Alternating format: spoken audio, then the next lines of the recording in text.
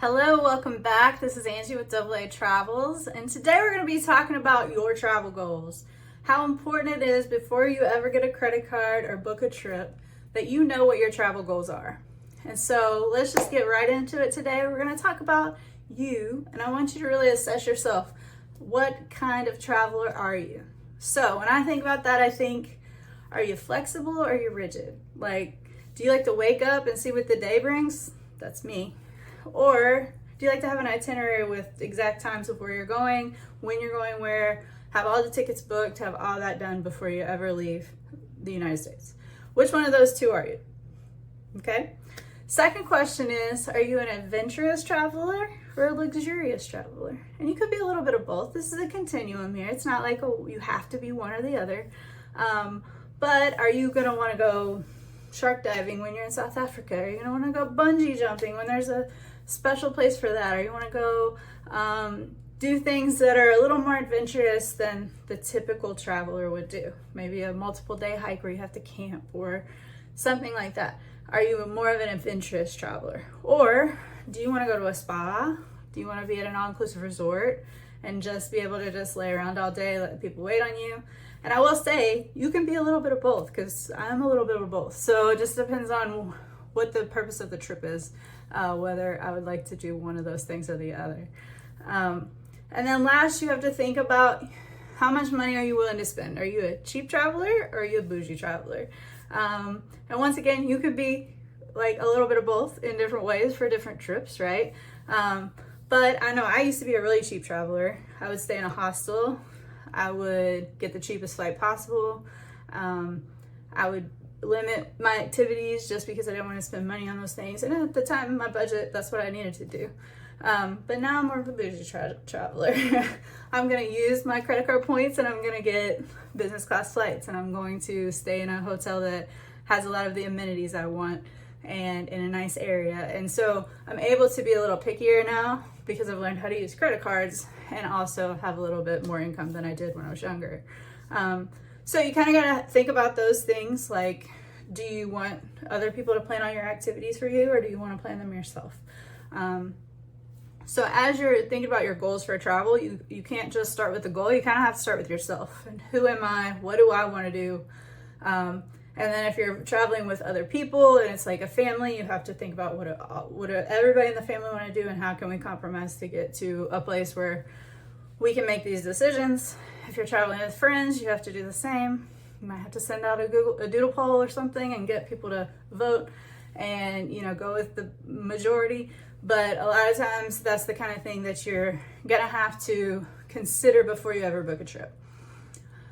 Then, after you know that, you need to start thinking about your goals. Are you going to use credit cards?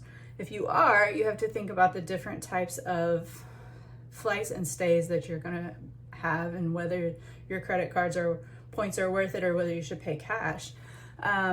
So when you're looking at like domestic flights, let's say you want to go on a trip, but you're going to go just to another state, somewhere in the United States, or Puerto Rico or somewhere within the domestic where you don't need a passport, then you want to focus maybe your strategy more on credit cards that are with Southwest or Frontier or somewhere that is going to get you a lot of value for your money, but they're going to be more of a focused credit card, not a big major credit card. So those a lot of times will give you more points within their airline, and so you want to make sure that you are sticking with that airline and using that card if you're planning to take a trip like that. Then if you're traveling international and you want to do first class, business class, you probably need a major credit card. I'm going to recommend Chase Sapphire, Chase Reserve, one of the Chase cards. They have a lot of travel partners that they can transfer points to. American Express does as well. Capital One does as well. So you would want to kind of decide based on some other goals that we can talk about in another video, or you can reach out to me and I have an assessment ready I could do with you to decide which card is the best for you. But all those cards transfer to other partner airlines, and at certain times of the year you can get really good deals on business class flights just by transferring the points. and not using them in your travel portal. Now for hotels, as I talked about in a video previously, you really aren't going to get a whole lot of value from having a hotel credit card, except sometimes they offer a free night every year. That would be worth it, possibly, depending on the fee. And then some of them as well, you can transfer the points from your major credit card into their program as well. So hotels are a little more tricky as far as booking points with points, but they're not impossible. Definitely, I prefer to use my points on flights because I think I get a lot better value for them.